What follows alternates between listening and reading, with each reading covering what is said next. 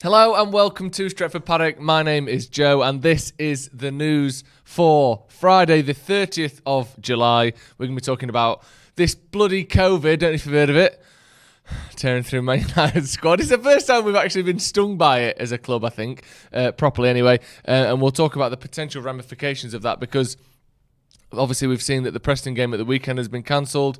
Remains to be seen what's going on with the Everton game, depending on who got it, when it happened, who's transferred it, who's going to show symptoms in a few days.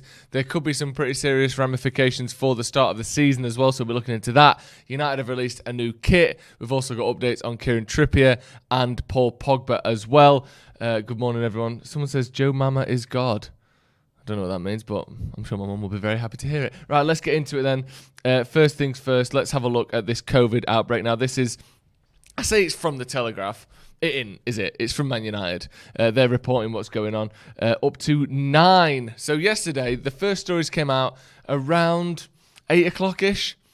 8 o'clock last night, we were hearing rumours that United's game against Preston was going to be cancelled. Then it was cancelled. Then we were hearing a small number of positive cases.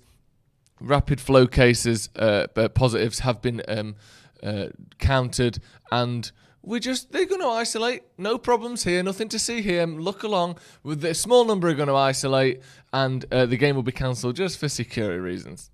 Basically a precaution. We could have probably played it. Now we're hearing up to 9 United players and staff, which, if that's 7 staff, 2 players, might be all right. If that's 7 players and 2 staff, bearing in mind, it's not necessarily just the players who played against... who did we even play against the other day? Brentford. Bruno Fernandes is back in training now. There's other players who have come back in training who haven't played yet. So there's a chance that it could be some pretty high-profile players. Now, you would assume the likes of... Paul Pogba and the England players who are due to return on Monday aren't part of this list, but you don't know. There's a chance that it could be people that haven't even played for United in pre-season yet. There is a chance of that, so it remains to be seen exactly who this is. But as we know, if you have COVID, I think it's 10 days you have to isolate for, so already that takes us to just after the Everton game. Then that's not taking into account the fact that these players won't have trained for 10 days. These players may well have some sort of lingering fitness issues like Paul Pogba did from COVID in the first place. That then doesn't take into account the fact that all the people they've been around that currently have tested negative, but in the next 4, up to 5 days usually, may start showing symptoms. All of a sudden, you're looking at Wednesday, Thursday, and then we've got the Leeds game at the weekend. So if this spreads around and this, 2 or 3 more here or there, another couple of sort of outbreaks, this could be a real problem for the start of the season. And we've had such a sort of easy, sort of un-United-like start to pre-season in terms of transfers. And now we've got this thing where, up to 9 players and staff, so who knows how many that is overall, could have COVID. And this could be a real issue. So hopefully it is just... 4 players, 5 staff, and not for the sake of anyone getting unwell, because I assume all of these lads are fit enough, young enough that they're probably, they're going to be fine. Hopefully it isn't, first team players, because, like I said, at some point, you're looking at the start of the season thinking, this is going to be a struggle here. We've only got 2 weeks till the season starts, and 10 days of those 2 weeks are going to be taken up by players isolating, not to mention any more that could get it after this. So let me know what you think, because... It was going so well, wasn't it? Everything was going so smoothly. Everything was going to plan. Get Sancho in early. Get Varan in early. All these things done. We're still looking at another transfer. We'll come to Trippier in a minute. Maybe Sal Niguez. Maybe Ruben Neves. Maybe Camavinga. And all of a sudden, we've got the Leeds game, who already it was going to be a tough task. The fact that they're one of the fittest teams in the league, they won't be quite as affected by players going to the Copa America, going to the Euros as United have been. They're going to be fully fit, raring to go at Old Trafford in a couple of weeks' time. And now, not to mention the fact that a lot of our players will only have a week training by the time that game happens. Now, on top of that, or 2 weeks training, should I say, now on top of that, Who knows how many of them may not even be able to train between now and basically 2 days before that game starts. So this is a bit of a worry for me, to be honest. Mark Leonard with the super chat says, "Morning, Joe. Any news on the doctor's shoulder surgery?" I assume he's talking about Marcus Rashford there. There hasn't been any updates in the last couple of days on that. The last that we saw was he's taking another opinion on it. Rashford apparently wants the surgery. Sounds to me, reading between the lines, and this isn't any sort of inside knowledge, and this may well be wrong, it sounds to me like Rashford wants to get it done and the club doesn't want him to get it done. And I don't know if that's the case, but when you hear they're going to take another opinion, they're going to consider their options, Rashford wants to get the surgery done, well, if he wants to get it done, who doesn't? Presumably Manchester United. A bit of a segue, but any news on Andy Tate's dad and his season ticket? Not that I've heard. No, I don't know if you didn't hear about that, check out the podcast from Monday. Andy Tate was talking about his dad's season ticket being sold after about close to 50 years through basically a misunderstanding. So difficult and shit time for Andy there, but I'm not sure if there is any update on that as far as I'm aware. Yeah, very interesting. Mike Jones says, "Pingdemic means everyone who attended on Wednesday will be isolating." Now, I don't think that's the case, is it? Because we've seen other teams. I know City managed to get a game postponed because it's City, despite the fact only like 4 players had it. But we've seen other teams have players with COVID, and not everyone had to isolate. I think we all know the rules are different for footballers. They were back playing football, when was it, last July, when everyone else was like still in the height of lockdown. So I don't think that will be the case. I think it'll just be those players that have tested positive. Because if not, we wouldn't have a squad. We wouldn't have a squad for the Everton game. We wouldn't have a squad barely put together for the Leeds game. Interesting anyway. Yeah, let me know what you think, because I'm just slightly worried about this Leeds game. There are 2 or 3 things sort of coming together that make me sort of think this is going to be a real test when we get back. Right, let's move on anyway. Some slightly more positive news, if you can call it positive news. Manchester United have released a new away kit. You see there Mason Greenwood wearing it. This is the United's text on this, by the way. Look at this. "School is never out." One for the dorks there. What do you mean school? What does that even mean? School is never out. Yeah, sorry. Anyone who said school's out for summer. School's never out, actually, and school's cool, so stay in school.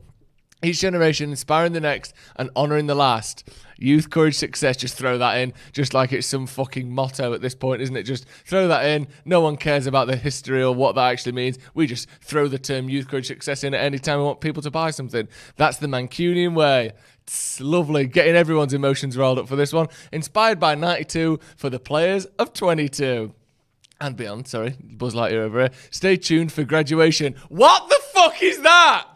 What is that for a paragraph? We didn't write that. United wrote that. That is the most PR bullshit sentence and paragraph I've ever read.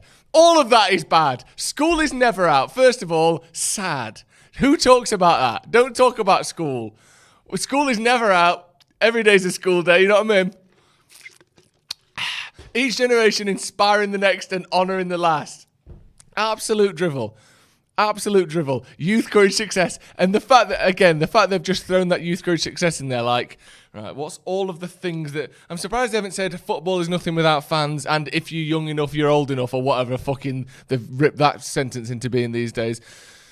If you're good enough, you're old enough. That's the Mancunian way. What is? Honestly, I get it. All of these things, in and of themselves, nice. Part of the things that make United what they are. I'm not knocking these phrases. Youth, courage, success, I like that. But when it's just like, here's a tagline, here's something that was said 50 years ago that we'll just fucking throw in to make people buy new shirts. A bit shit, if you ask me. Inspired by 92 for the players of 22 and beyond, because we can't just say now, it has to be the future as well. Stay tuned for graduation. That is like a fucking Kanye West lyric. I don't even know what stay tuned for graduation means. What is that?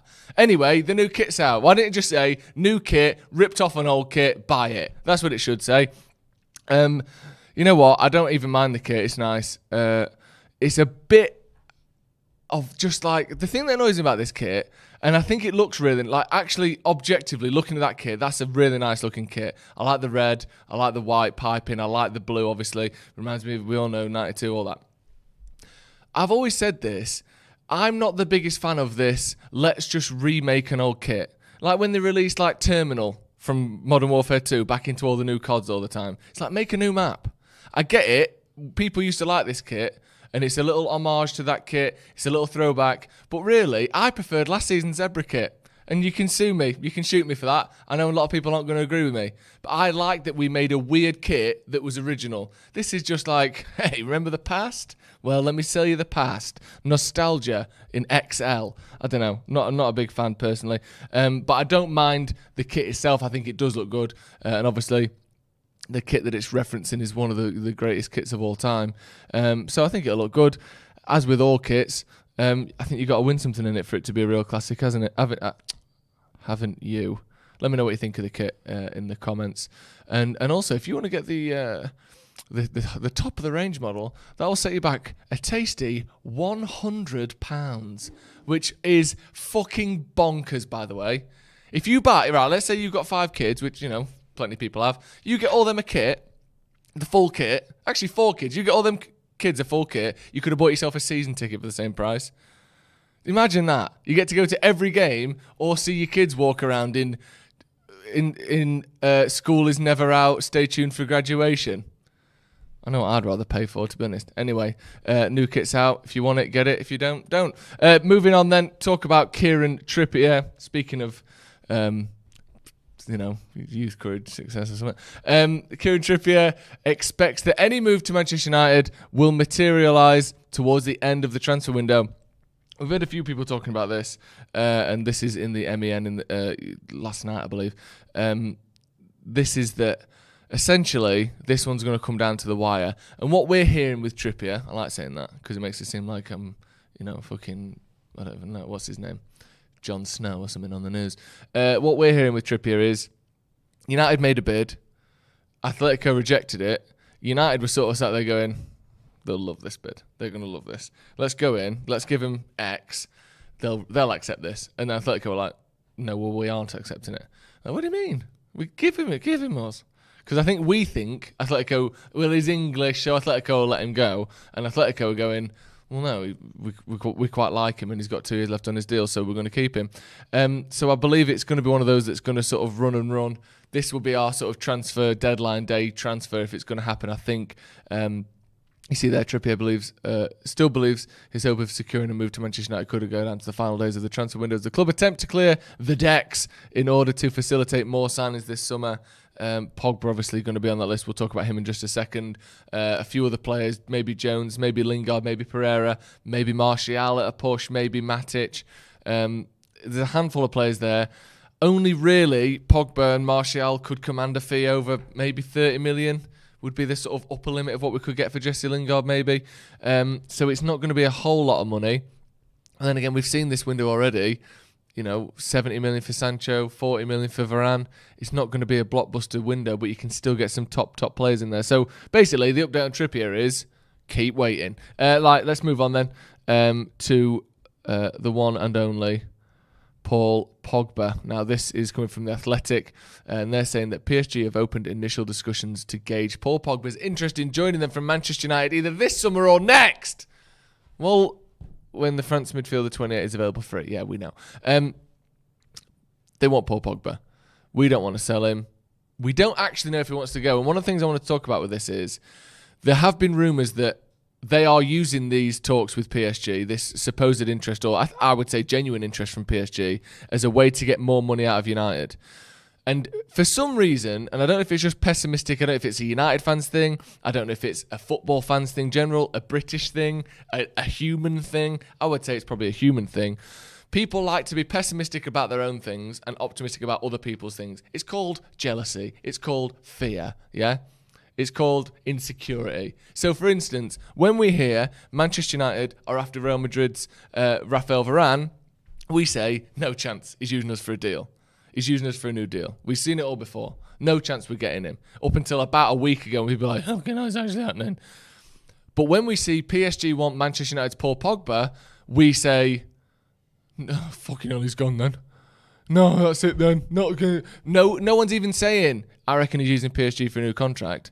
because it's our player. We think, well, everyone hates us and we're shit, and Paul Pogba probably wants to leave. Everyone sort of doubts their own thing and questions, everyone else's thing. So I reckon there's a chance he's using PSG to get a new contract at United. I think he wants big, sort of ballistic Sanchez money.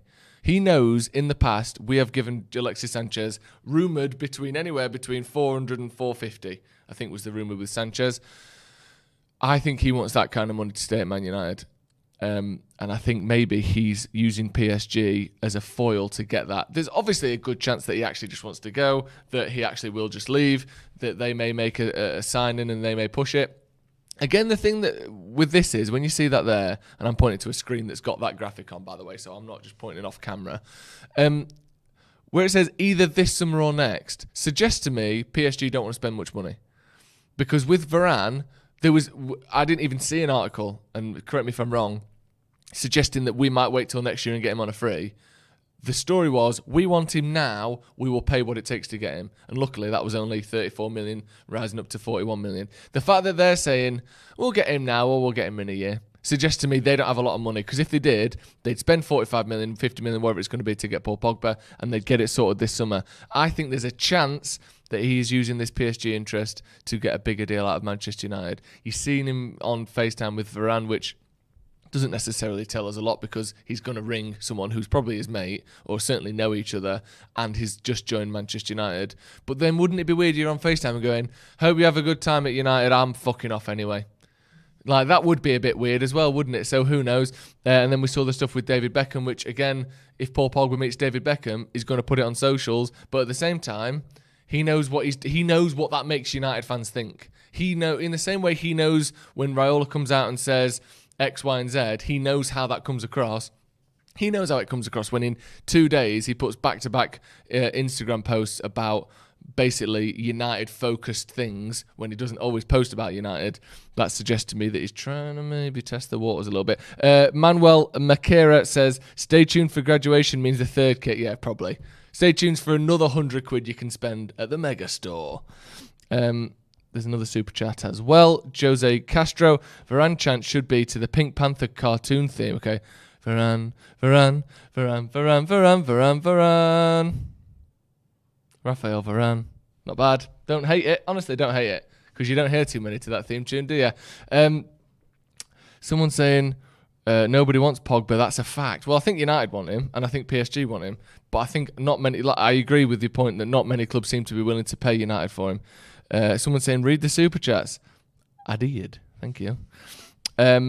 He's rejected 350 grand a week, though, reportedly. Surely, it can't just be about the money and holding up a new deal, right? Presumably not. And I might get a stick for this, and I might hear a laugh from behind the camera when Chelsea fan Cam hears what I'm about to say here. But I don't think at this point, with Varane coming in, with Sancho coming in, I don't think there is such a gulf in quality between United and PSG that it would be like certain he'd rather play for them.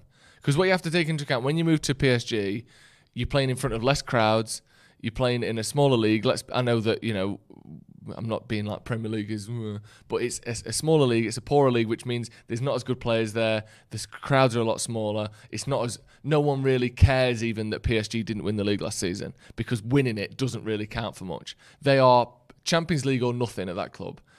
And I think there's a chance that if you look at Manchester United now, it's almost a more enticing prospect than PSG is, because they've got one trophy that matters for them. United, if we win the FA Cup, if we win the league, if we win the Champions League, even, obviously we don't want to drop to the Europa League, but if you won the Europa League with United, you'd be put on a sort of a pedestal and a stature that you just don't get at PSG unless you win the Champions League. And with the players we brought in, I think there's a good chance Paul Pogba might see this as the challenge he wanted when he joined, where you sort of go, we're a step away from being really good here, whereas in the last 5 years we've been 2 or 3 steps away. So perhaps we can keep him, but obviously only if he signs a new deal. I believe that is going to be all from me this morning. Thank you very much for joining us. Later on today, we're going to have Howson's Brew, which should be a good one. Make sure you tune in for that.